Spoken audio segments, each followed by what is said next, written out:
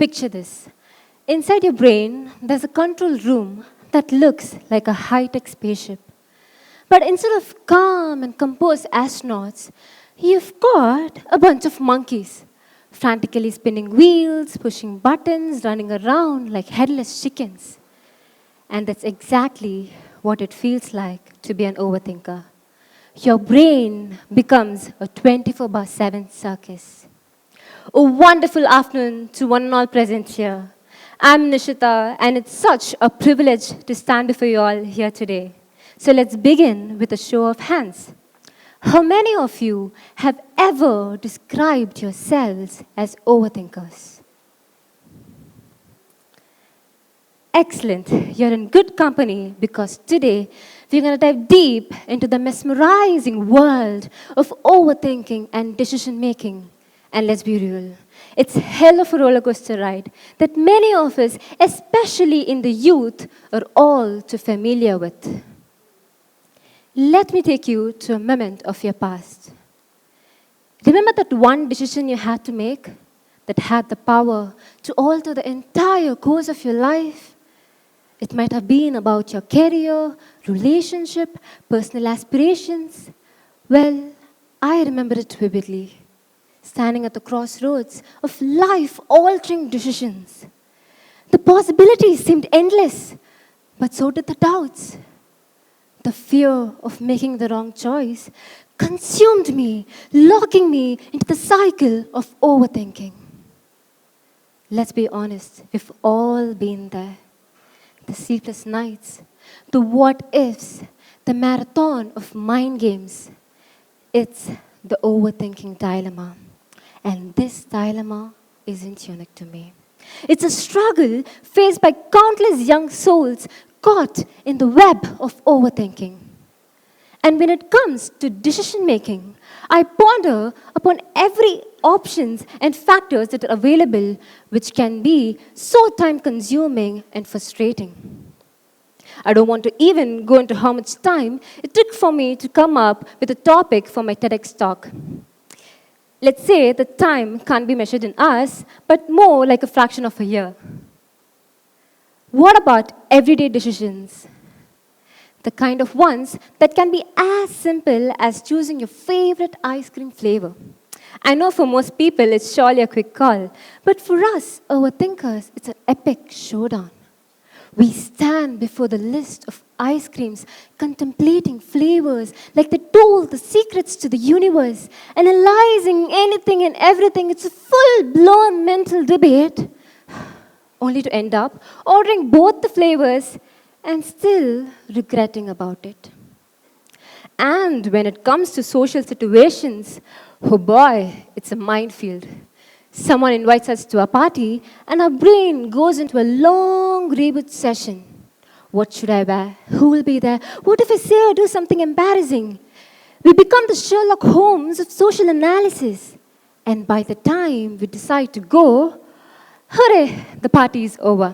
The classic overthinking. And then there's this famous what-if game. Have you ever played it? What if I fail the test? What if I don't present well today? What if I choose the wrong career? What if I don't look good? The spiral of what ifs is never ending. So in general, overthinking refers to the process of repetitive, unproductive thoughts. Your ability to think is one of the greatest gifts as a human being. But too much of a good thing is counterproductive. So if you notice yourself thinking about the same issue over and over and over again without coming to any sort of solution, you may be overthinking. But wait, there's a silver lining. Overthinking and creativity are like two peas in a pod.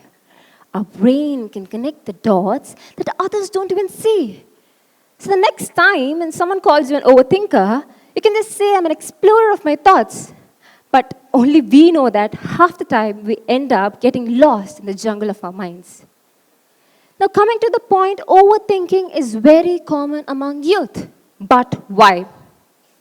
Well, for one, it's because we are in the phase of life where every decision feels like a crossroad. School, career, relationship, personal aspirations. They're all big question marks for us. But guess what? It's okay.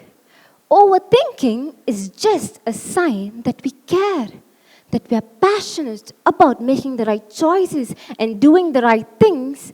In fact, studies say that overthinkers are the most passionate people. Yeah, I know we are. But let's also remember that overthinking, when left unchecked, can be devastating. It can stop us from taking risk, from seizing opportunities, from chasing our dreams, from fully experiencing life and embracing life's adventures. It's like strapping ourselves into a never-ending roller coaster, refusing to enjoy the ride. We ponder upon every decision, every step, fearing the consequence of a misstep. Growing up, I had this habit of overthinking. I used to stress about small things like submitting an assignment or greeting a new friend. As years passed by, this manifested in severe more forms, like agonizing over what college to pick or debating for hours whether a particular degree would add any value to my life. But later then, after I introspected, I paused for a moment and questioned myself, what are you doing with your life? The girl who motivates others, the girl who wants to see a change, is doing nothing but questioning her own life and ruining it by overthinking. Eventually, I realized that I have spent years thinking, and far too often, what others think about me. But the day I realized that all of that energy was not worth it was the day my life changed to the better.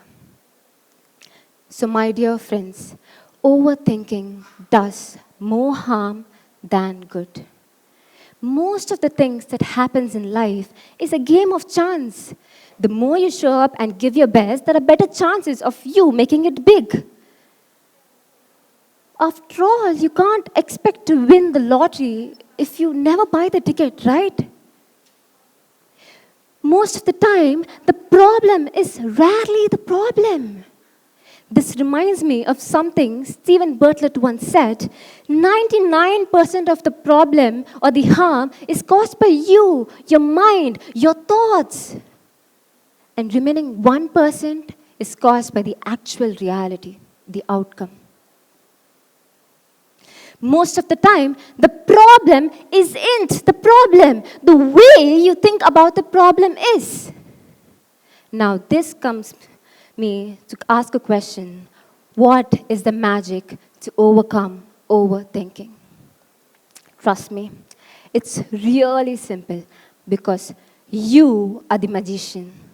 Take action, embrace the unknown, make decisions even if it's not perfect. Learn to say no, smile a little more, make choices, any choices, because life is all about experiences.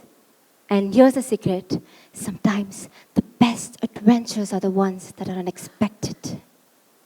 So my rule number 1 is going to be, don't sweat the small stuff. And my rule number 2, listen carefully, it's all small stuff.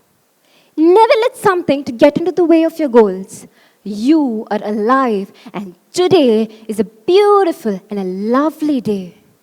As Matthew 6:34 in the Bible says, therefore do not worry about tomorrow, for tomorrow will worry about its own. My dear friends, today is the day, so take advantage of it, because that is the way things are. Let's just pause for a moment, and I request each one of you to close your eyes. Take a deep breath. Now, visualize yourself confronting your overthinking. Looking it in the eye and say, thank you, but I've got this. See yourself moving forward with confidence, your thoughts no longer holding you back. Now please open your eyes. That vision, That is your power. You are the author, the director, and the hero of your story. You have the ability to turn your overthinking into a catalyst for growth, creativity, and resilience. Promise yourself the next time you caught yourself in overthinking, you'll choose to remember this moment and take that step forward towards a life enriched by your thoughts and not ensnared by them.